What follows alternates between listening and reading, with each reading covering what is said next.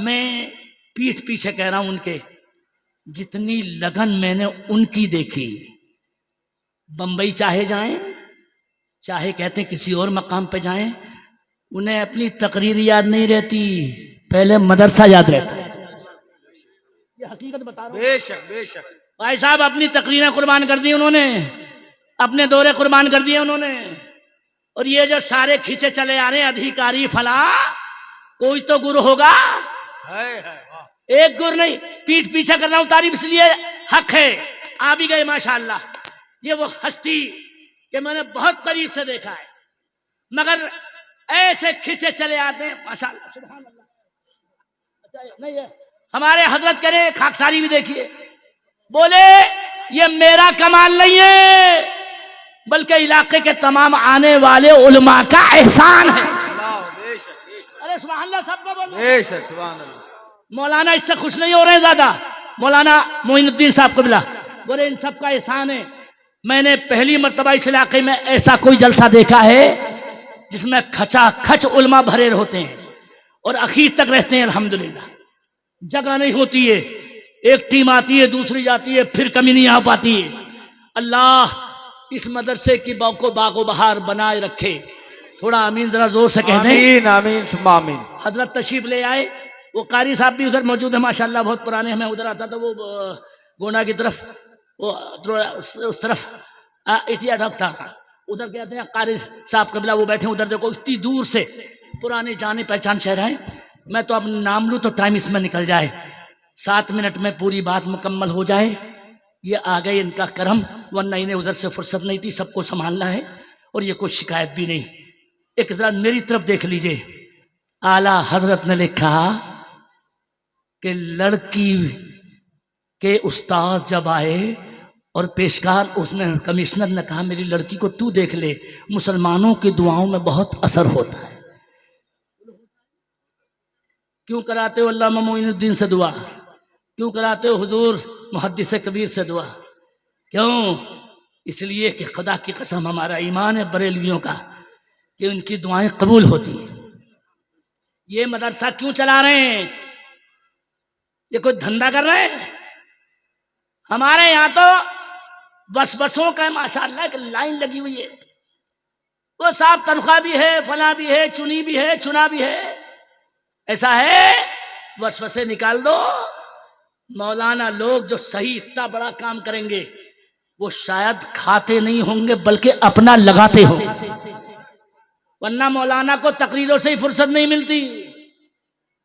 मुझे नहीं मिली फुर्सत, 40 साल हो गए अल्हम्दुलिल्लाह, मगर आके देखें मदरसा इनके अल्हम्दुलिल्लाह तहरीक से कितना शानदार बनाया, मस्जिद भी बनाई, मदरसा भी। और ये मस्जिद देख के तो दिल बाग बाग हो गया। खैर माशाअल्लाह, बार बार जबान पे आया, लेकिन मैं इसको मुकम्मल करता हूँ। आला हजरत ने फरमाया पेशकार के सर बोले तू देख ले। जब पेशकार अंदर आए तो लड़की देखते ही जिसमें बैठने की ताकत नहीं थी, जिस उस्ताद ने कुरान पढ़ाया था उसको देखकर बैठ गई। और अब तुम बोलोगे नहीं तो तुमने मेरे उस पर जुल्म किया। लड़की बोली मेरे उस्ताद, मेरा दिल कहता है कि जब तुमसे मुझे कुरान मिला है तो अब ईमान भी मिल जाए। सुभान अल्लाह, सुभान डबल डबल सुभान अल्लाह निकल जाए। सुभान अल्लाह, सुभान। क्या बोली? अरे इसका मतलब क्लियर है, यानी कलमा पढ़ाया जाए। पेशकार साहब ने कलमा पढ़ाया, मुसलमान हुई। मगर लड़की को देख के पेशकार बोले ये समझ में नहीं आया कि तेरा इलाज नहीं हो पाया, कोई डॉक्टर सही नहीं कर पाया। तो लड़की की जुबान पर शायद ये जुमला आया, मगर मैं जब बोलूंगा जब तुम्हारी आवाज पूरी निकल जाए। लड़की कहती है कि बीमारे मदीना हूं दवा कौन करेगा। बेशक, वाह वाह, सुभान अल्लाह, सुभान सुभान अल्लाह। जिन्नात बोलेंगे, आप नहीं कहोगे तो कौन कहेगा? बीमारे मदीना हूं दवा, सुभान अल्लाह बोल के कौन दिखाएगा? कौन करेगा? और आका के सिवा मुझको शिफा कौन है? सुभान अल्लाह, सुभान अल्लाह। तब तक सब नहीं बोलेंगे, मैं नहीं बोलूंगा। खुदा के वास्ते थोड़ी भीख दे दीजिए। सुभान अल्लाह जोर से बोल दीजिए, सब बोल। सुभान अल्लाह सुभान अरे अल्लाह बूढ़े पे रहम कर दो थोड़ा सा, फिर से पढ़ता हूँ। शिफा कौन करेगा, सुभान अल्लाह सुभान अल्लाह। जब तक सब नहीं बोलोगे नहीं बोलूंगा मैं। शिफा कौन करेगा, जब तक पढ़ता रहूंगा जब तक सब नहीं बोल देंगे। शिफा कौन करेगा। इतना शानदार जलसा के उससे रज़वी लग रहा है, इनको मुबारकबाद देते पढ़ रहा हूं कि ख्वाजा की छठी हाय हाय और बड़े पीर की 11 सुन्नी न करेगा तो भला को, करेगा। वाह वाह सुन्नी न करेगा तो भला, पढ़ दो सुन्नी न करेगा तो भला। शब्बीर मसूदी सुमाला नहीं बोल रहे, कह रहे पहले सुनो में है ये, मगर मैं वो शेर सुनाता हूं जो उन्होंने नहीं सुना होगा। खजाना है मेरे पास, वो कभी कभी तो खुद ब खुद ही आ जाते हैं। शिफा कौन करेगा। और बड़े तेवर से बना हुआ ये शेर ने, इन्होंने कभी नहीं सुना होगा, ना पाकिस्तान में ना हिंदुस्तान में। मैंने अजमेर की तरफ मुंह करके कहा, हम तेरी हुकूमत में है अजमेर के ख्वाजा, हाय हाय वाह और भारत से तेरे हमको जुदा को। हाय हाय हाय हाय हाय हाय हाय वाह सुभान अल्लाह सुभान अल्लाह सुभान अल्लाह। भारत से तेरे कौन करेगा। और लगे हाथों इसको सुनिए। आका तो गुलामों के निगहबान है हर दम, और आका के गुलामों को फना। कौन करेगा बेशक।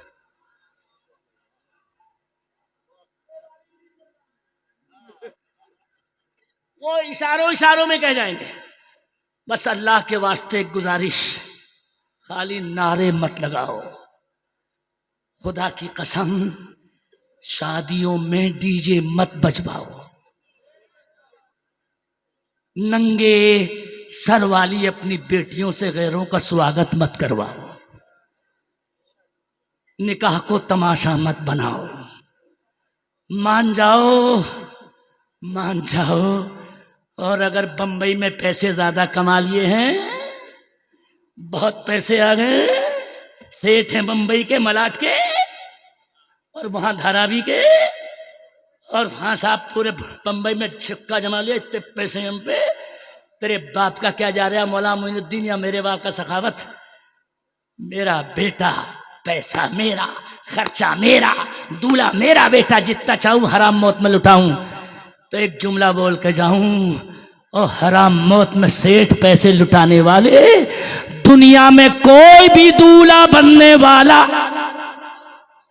मौला अली से बड़ा दूल्हा नहीं हो सकता। अरे यार डबल डबल अरे और जोर से बोलना।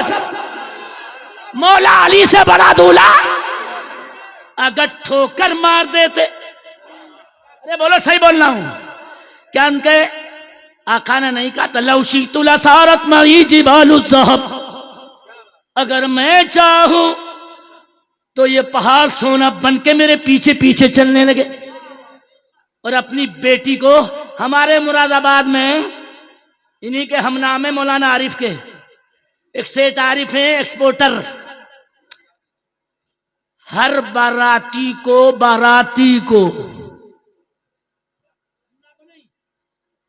हर बाराती को बुलेट मोटरसाइकिल दिए। हर बाराती को 42 बाराती थे, अब अंदाजा कर लीजिए बुलेट मोटरसाइकिल। ना मदरसा भी चलाते हैं माशाल्लाह से तारीफ। और जब जलसा हुआ, अच्छा इधर भी ये भी आरिफ है, अच्छा माशाल्लाह। मैं अपने मुरादाबाद की बात कर रहा हूँ। अच्छा मौलाना फैयाज मिश्रा, ये तो फैयाद ही होंगे खैर, मगर वो ऐसे फैयाज थे, बारातियों को तो उन्होंने बुलेट मोटरसाइकिल 42 में हर एक को दे दी, मगर जब जलसा किया मदरसे का तो नादिम इजलास को 11,000 रुपए देने में इनकी मैया मर गई। सेठ आरिफ उसमें लड़ रहे थे भाई 11,000 ऐलान करने वाले में। तो किसी ने खड़े होकर कहा वो बुलेट मोटरसाइकिल सिर्फ आने वाले के। ये हाल है इस कौम का। कसम खुदा की मैं अब वो बयान नहीं करता। एक ने तो कम बखत ने कुफ्र ही कर दिया। हम लोग जब समझाने गए डीजे मत बजवाओ, मगर नहीं माने सेठ जी। अब्बा को समझाया, बोले मुझे भी अच्छा नहीं लगता डीजे बाजे तमाशा खाना ये सब, मगर मौलाना लड़के के दोस्त नहीं मानने। हालांकि अंदर से अगर चेक करोगे तो लड़के के अब्बा खुद नहीं मानने, वो भी चाहते हैं कि कुछ ना कुछ मनोरंजन होना चाहिए। अब्बा चुपके से बैठ गए। मगर सेठ जी जब मर के कब्र में तशरीफ लाए तो फरिश्तों ने सेठ जी का मारते मारते बाजा बजा दिया। सेठ जी ने करी रुलाई, फरिश्तों ने करी ठुकाई। तो सेठ जी की जबान पे एक ही बात आई, क्यों मार रहे हो? फरिश्ते बोले उसी बाजे के चक्कर में बाजा बजा रहे, जो तुमने बाजा बजाया था और गुनाह खुद भी कमाया था, दूसरों का भी अपने जिम्मे ले लिया था। तो सेठ जी रोते हुए बोले मेरी गलती नहीं थी, लड़के के दोस्त नहीं माने थे, इसके बहनोई नहीं माने थे, इसके मोहल्ले वाले नहीं माने थे। फरिश्ते 4 डंडे मार के बोले वहां वो नहीं माने थे,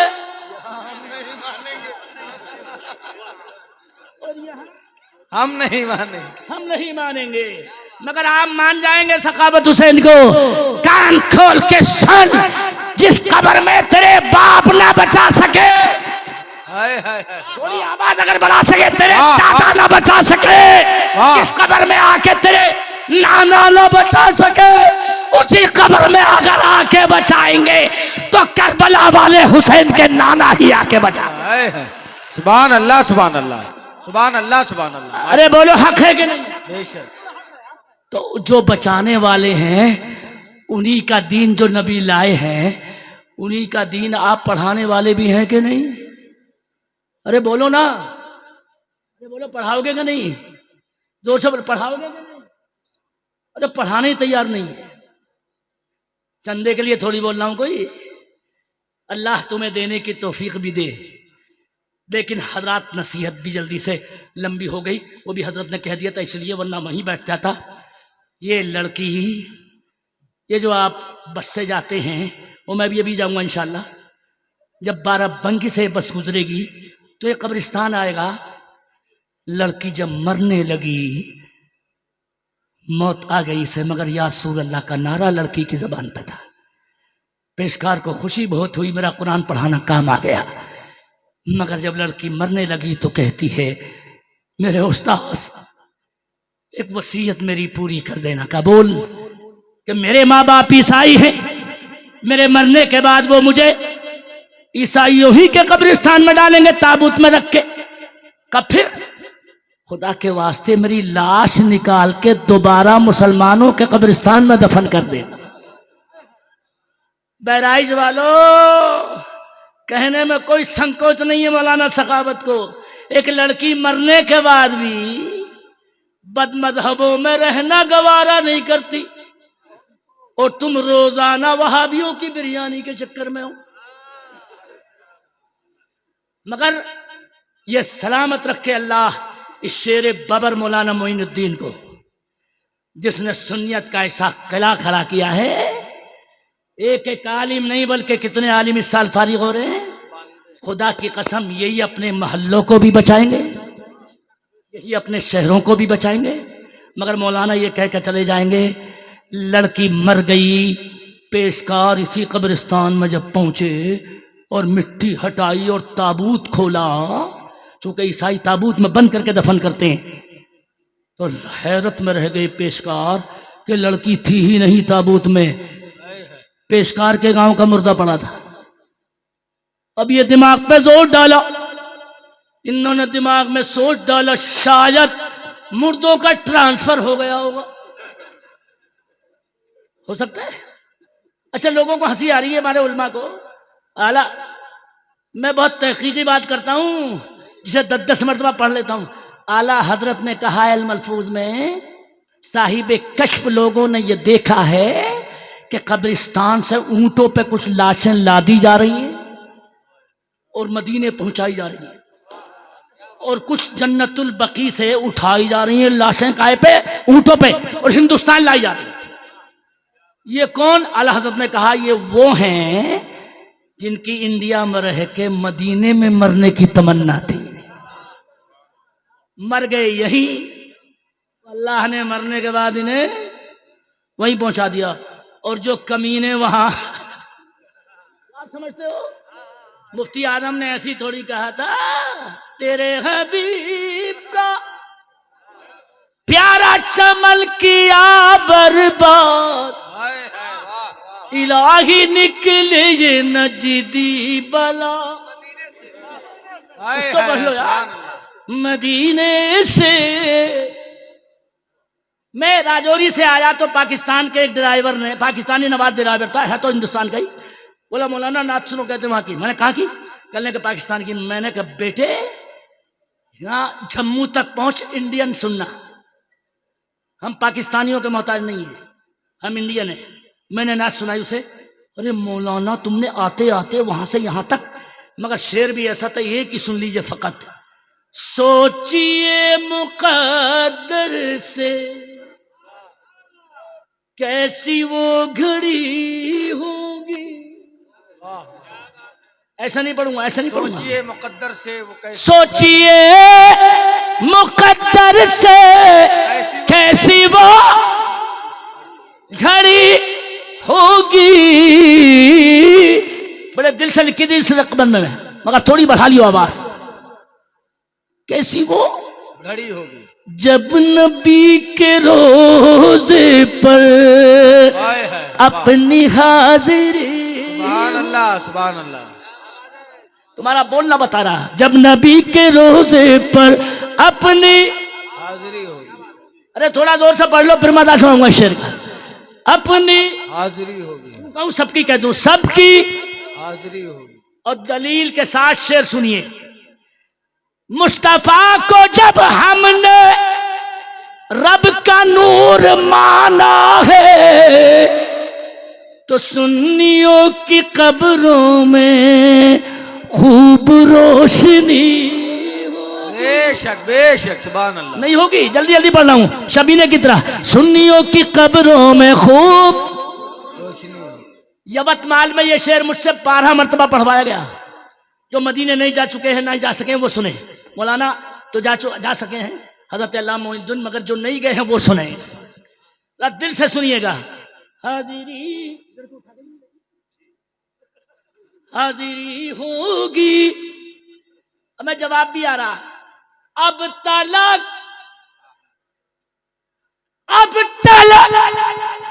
मदीने से आई क्यों नहीं दावत।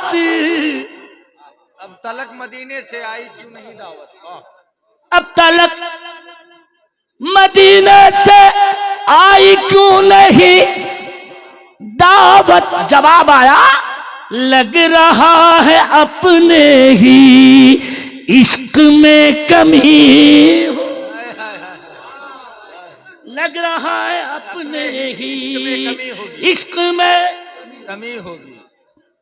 और ये शेर 12 साल के बाद एक बच्चे ने मुझे सुनाया कि आपने सुनाया था, मैं भूल गया, उससे याद आया। नजदियों से कह देना, देखना कयामत में। क्या देखना? कि मसलक के रजा वाली टीम जन्नती। नारे तकबीर, नारे रिसालत। सुभान अल्लाह। अल्लामा ज़िक्रुल्लाह साहब कुल्ला तशरीफ ले आए। अरे थोड़ा दिल से लगाते, वो धमाकेदार खतीब अल्हम्दुलिल्लाह। ऐसे ऐसे हीरे चुन चुन के अल्लामा मोइन बुलाते हैं।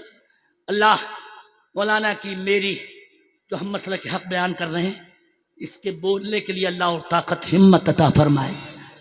वो शेर अब नहीं पढ़ा जाएगा, इसलिए चूँकि मौलाना तशरीफ ले आए, और अब जाहिर बात है दस्तार भी उसके बाद होनी। मगर अगर ये नतीजा सुन लें, जब पेशकार सा हमने देखा लड़की नहीं, तो चाचा कहते हैं उसका गांव वाले की कब्र में होगी। वहाँ पहुँचे, वो गांव वाले की कब्र खोली, वहाँ भी नहीं। अब वो अरब का मुर्दा वहाँ पड़ा था। दिमाग में सोचा वहाँ कैसे जाऊँ, तो रात को वही लड़की ख्वाब में आई। लड़की बोली आपका बहुत शुक्रिया। का शुक्रिया तो बाद में, मगर चक्कर बता, कहने लगी लड़की खाली कलमा कलमा पढ़ते हो, नबी की हदीस नहीं पढ़ते। नबी ने फरमाया दिया था मन तशब्बह बिकौमिन फहुवा मिनहुम, जो दुनिया में जिससे मोहब्बत रखेगा मरने के बाद उसका हश्र उसी के साथ होगा। का इसका मतलब समझा दे। कहने लगे तुम्हारे गांव का मुर्दा ईसाइयों के कब्रिस्तान में इसलिए डलवाया गया कि उसे मेरे बाप ईसाई से मोहब्बत थी, अल्लाह ने मरने के बाद वहीं फेंकवा दिया। का वो अरब का मुर्दा रोजाना इस चक्कर में रहता था भारत जाऊंगा, अल्लाह ने इसकी बदनीयती की वजह से इसे भारत फेंकवा दिया और मुझे नबी के मज़ार पे जाने की तमन्ना थी। लड़की बोली तो तुम्हारी तो ज़रूरत भी नहीं पड़ी, मेरा लाशा फरिश्तों ने उठा लिया और मुझे ऐसे वैसे कब्रिस्तान में दफन नहीं किया है, बल्कि फरिश्तों ने मुझे जन्नतुल बकी जैसे कब्रिस्तान में दफन कर दिया है। मैं कहता हूँ अगर एक लड़की को मोहब्बत नबी के सदक़े जन्नतुल बकी जैसा कब्रिस्तान मिल सकता है तो गादी सरवगार के मदार के करीब आने वालों को, जलसे में आने वालों को नबी के सदक़े जन्नत का मकान नहीं मिल सकता? इंशाअल्लाह।